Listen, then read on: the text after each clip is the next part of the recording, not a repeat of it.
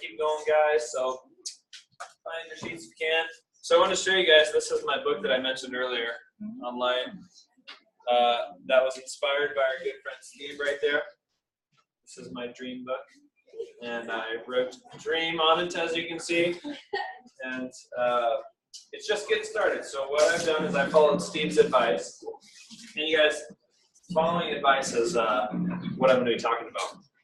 Like applying, right? Yeah, Nikki said applying. All right, bring it back. Everyone, bring it back. Here we go. Bring it back. Right here. So applying. We're going to apply the mindset and all the stuff that Marianne talked about.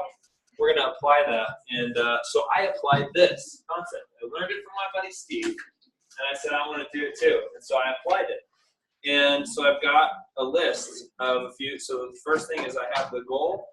Then I'm going to put a picture there, because I just started this picture, and then why this will make me feel awesome. And this was Steve's suggestion, so I've got a whole bunch in there already, and it's just going to keep going until I fill this whole thing out with dreams. Yeah. So if you haven't done that yet, go do it. Go make a dream book, a dream list, do something, right? So remember how I said only about 5% of the people who ever join network marketing earn a paycheck? You guys remember that? Mm-hmm. So the other 95%, what happens? Who knows what happens? They just don't do anything, right? They just don't do anything. Maybe they're just happy taking the product, and that's great. You know, you and I are here, like Marianne said, we're here to earn an income, to change our circumstances, right? Because how many of those dreams can I get without money? Right. Big fat zero, right? So you guys, the same is true for these types of advice and these types of steps. 95% of you won't take action. Why is that? It's the same thing. Only 5% will apply some of this stuff. So there's 50 of us in this room, 2 of you, 2 people will go out and apply what we learned today. Isn't that insane? You guys, be the 2% or be the 5%. Commit right now to yourself, to your family, to your why. That you're going to be the person to take the action. That you're going to be the 5%. Commit that. I don't know what exercise it is. I don't know what mindset tip or trick it is. I don't know if it's just going out and committing to prospecting today. But commit to it. And be an action taker. Be the 5%. So that's your challenge from me. And that's good, Joel. Thank you. Mm-hmm. Thank you. Yeah. And that's from the heart, because holy cow, it's just the reality of the situation. Only a couple of us will go out and take action. So all this stuff is beautiful, and it's great to feed our minds and to keep going and to keep ingraining and rubbing shoulders with Denise and Scott and Brenda. And, you know, like all these people, if we don't do anything with it, what's the use?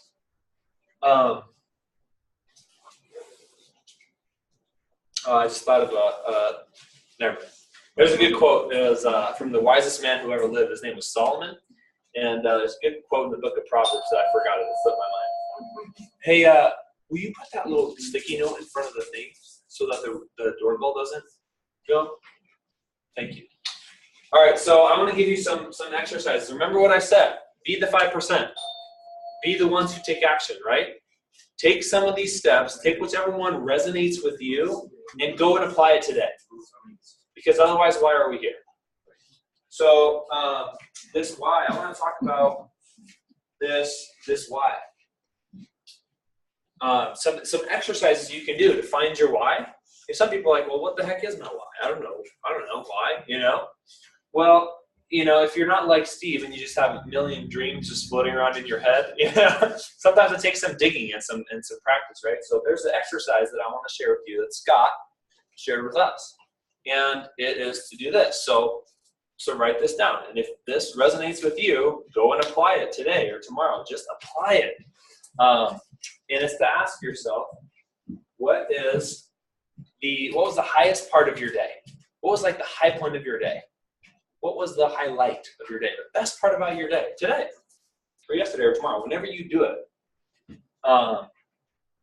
So far, the highlight of my day is being with all you today, right? And conversely, what is the low point of your day? Write it down. spend some time with it. What was the lowest point of my day?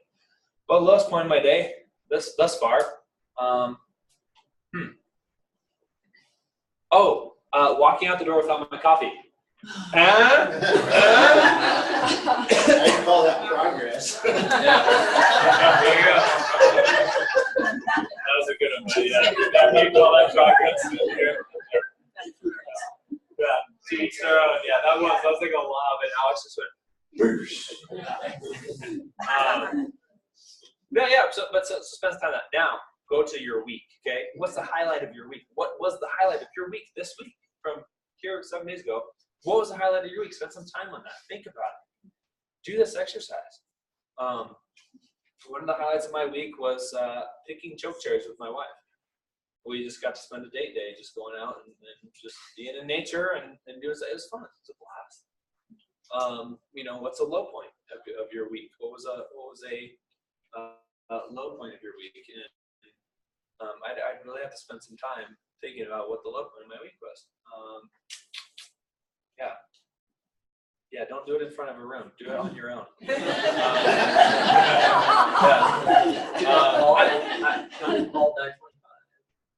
I'll tell you what, yes. I took a little slice of your pie. It did take my pie. Holy cow. Traffic doesn't bother my wife. Traffic gets under my skin, right? But it's all in my mindset. It's like for some reason, I'm going to be late or I'm going to lose, something. So it's all mindset.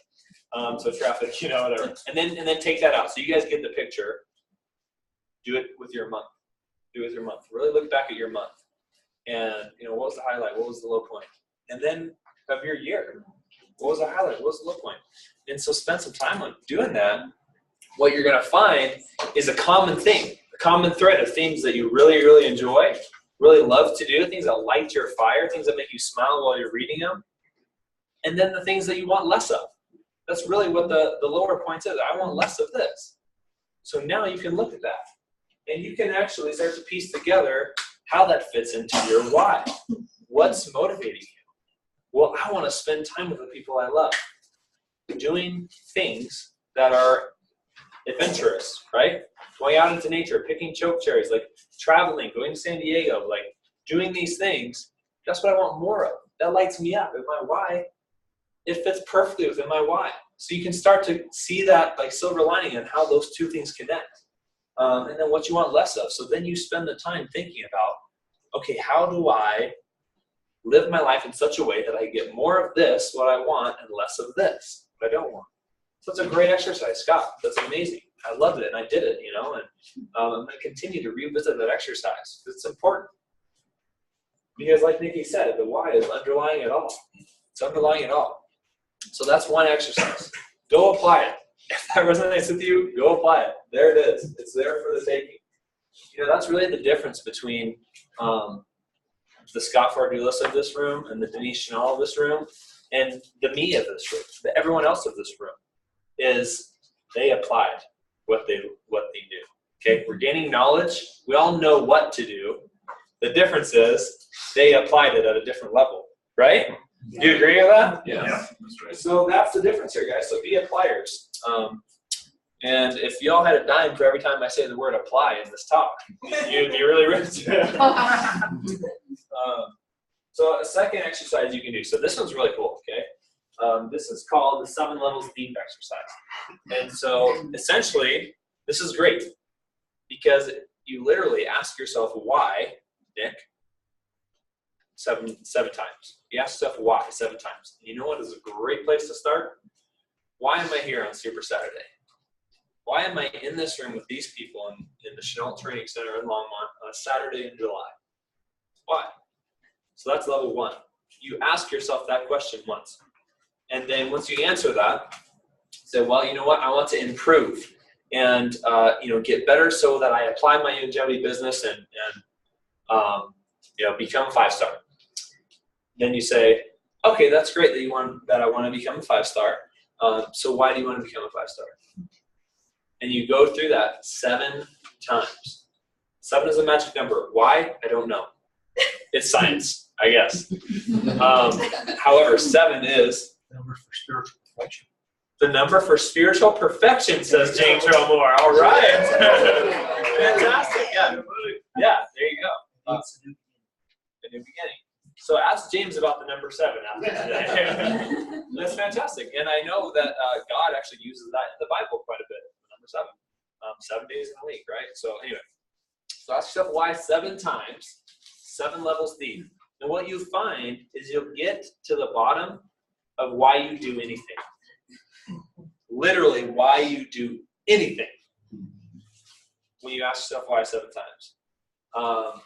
And you'll get to a place of, I want to give back to my community, and I want to create a life for my family, and I want free time and this and that. And then oftentimes you ask yourself, like, why do I want free time and adventure and stuff with my family? Well, because I want to own my life. Sometimes you'll get to a place where it's a very personal why. So I did this exercise. I didn't spend a lot of time on it. I'm going to revisit. I spent about 10 minutes on it. Okay, I'd recommend spending like 30 minutes at least on this exercise. And I did it briefly, and I got to a place that I just want to control my life. The last level was I want to have control of my life. And that's powerful. Like, that's a powerful driver. Like, I want to control my life. I want to be able to spend the time, And then you go back up the levels. I want to be able to spend time with people I love, travel the world, give back to my community, do all those things because I want control over my life. Isn't that interesting? Mm-hmm. And that was just one time. So that's a great one. That's a great one. And that was a guy named Joe Polish, actually, is where I heard that one from. So next, another exercise. Oh my gosh, thoughts. Marianne, I love your talk today, by the way. That was amazing. Wasn't that awesome? Yeah. So yeah, because it all does. Everything flows from how you think. And take responsibility for your thoughts. It's only your responsibility for what you think. And do you know that's the only thing that we have complete and total control over? I think I mentioned this in maybe a mastermind or last Super Saturday or something. There's a book written by a guy who survived the Holocaust. Guy whose name is Dr. Viktor Frankl. And the book's called Man's Search for Meaning. And here's a guy who was a psychologist before he went into a concentration camp. And what he discovered was that man has complete control over but one thing in this life, and that's his thoughts. Because there were people that were starving, literally inches from death, diseased, emaciated, suffering. And their weekly ration of one piece of bread, like this, they would give it up to their buddy who had typhoid, or their buddy who had whatever disease, because that person needed it more than they. And they did that. They made that choice. And that was their control, because they had meaning, and it all started right up here in between their own 2 ears. Isn't that amazing? And that's because when everything was taken away from them, they still had the ability to choose. Everything was taken away. Their family, everything, food, shelter, warmth, everything was taken away. Yet they still had the ability to control their thoughts. So that was so powerful. I love that. And that's why I'm so passionate about that. And that was a tangent, and I got there because I was right there with you. I got the whole time. Yeah. Well, it's so powerful, and so it all starts with here. However, it needs to translate into motion, right? It needs to translate into action. You have a university. It needs to translate into action. The knowledge is there. We need to apply it. There's another dime for somebody who's listening, right? So the next exercise is that's how I got there, is like controlling your thoughts, right? Because thoughts are so important, they dictate how we act. So if I want to change my thoughts to a mindset of abundance and wealth and prosperity and love and all those things, I need to start taking responsibility and taking conscious inventory of my thoughts. So one way to do that, actually a couple ways to do that, now I'm getting to the exercises. See, I'm getting there. One way to do that is you see a Tesla driving down the road, okay? First you look to see if it's Denise behind the driver, okay? First you look, do I know her? Oh, no, it's not Denise, okay. You see you see a whatever, so a tricked out, vehicle that's got all the, the amenities, and the sticker price on that truck is like 80 grand, right? Or whatever. You see a house that's massive and it's beautiful and it's new and they've got fountains and like all these things, and take inventory of your response. Yeah, fountains. Yeah. Take inventory of your response and what comes up, right? Take inventory of your thoughts in those moments. How do you react? How do you respond to rich people? What are the thoughts that go through your head? Think about it right now. And so, hey, if they're not positive, that's a big notice, right? How could you think negatively towards yourself? If you wanted to be a rich person and you just thought a negative thought, oh, they're, rich people, whatever. I don't know. And then in the same breath, you want to be a 5-star in Jeopardy. Wait a second. A house divided amongst itself cannot stand. Whoa. Right? Yeah. So, bless rich people. Celebrate rich people. You see the Tesla driving down the road. First of all, you see if it's Denise. Oh, no. And then, secondly, you say, that is awesome. Go you. Celebrate them. Bless them. Say a prayer for them. Thank you, God, for that person. They probably contribute more to their community than anybody else. Right? Yeah. They support this charity, that charity, this charity. Those people they're amazing. They're beautiful. And so bless rich people. Take inventory of your thoughts. Bless them. Celebrate them. Say, man, that's awesome. Go you, And so there you go. Another exercise. Thank you, God, for the situation. Whenever I get cut off in traffic, Marianne, from this day forward, where I'm stuck in I-25, you know what I'm going to do? Firstly, I'm going to take inventory of why did that make me angry? Wait a second. Okay, that didn't make me angry. I made me angry. Traffic is just traffic. I have the ability to choose how I respond. Okay? And thank you, God, for allowing me to slow down and be more aware of my circumstances. I'll give you all a report on that. Tell the 6-year-old. Yeah. Thank you, God, for giving me the opportunity to be more aware. Thank you, God, for giving me the opportunity to see that tree I otherwise would not have seen because I was going too fast. I mean, there are so many things that you can find. Like, the milk spills. Instead of crying over the milk, thank you, God, for giving me this opportunity to now clean my kitchen, which hasn't been cleaned in, a week, right? So look for the good. Right? No. No, but for real, right? So take inventory of these things. And there's always good. You can always find good in every situation. If you get cut off a traffic, if you spill the milk, it doesn't matter what happens, even more extreme. There's always good, and you can find it. Ask yourself, what's great about this? That's another good one. What's great about this? What is great about this? Even in a situation where you just feel like there's nothing can go right and whatever, ask yourself, what's great about this? Because it trains yourself to focus on the great stuff. Focus on the great stuff. And then you're feeding pie to the voice that encourages you.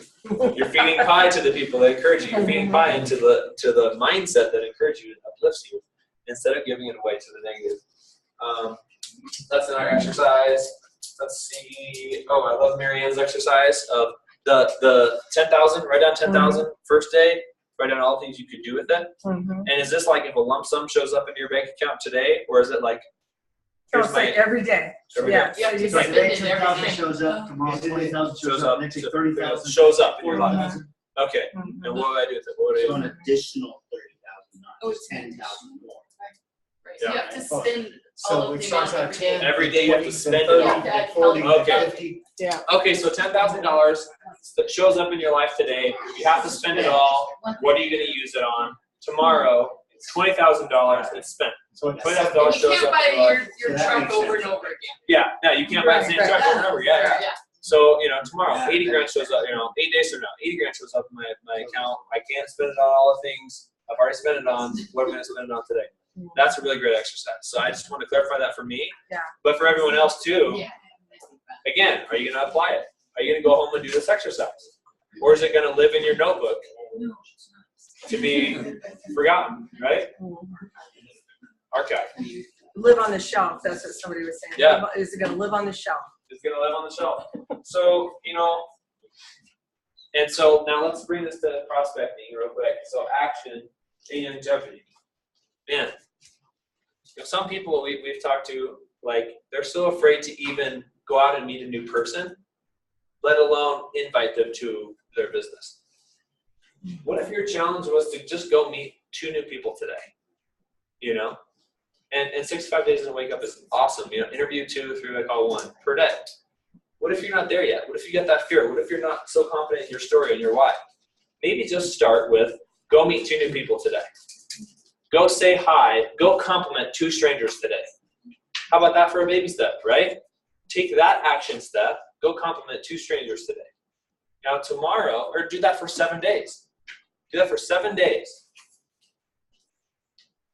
Now the next 7 days, you're meeting new people and you're getting their phone number, getting their contact information. Just say, let's get together sometime, whatever. Now you're meeting new people and you're making new contacts, right? Take baby steps. Yeah, just do it. Just do it. And now the mindset is shifting into action. And then eventually, those people that you're meeting, invite them. Invite them and practice that. Just take it in baby steps, right? So use that as an action step. Another good exercise, and then I will pass this baton.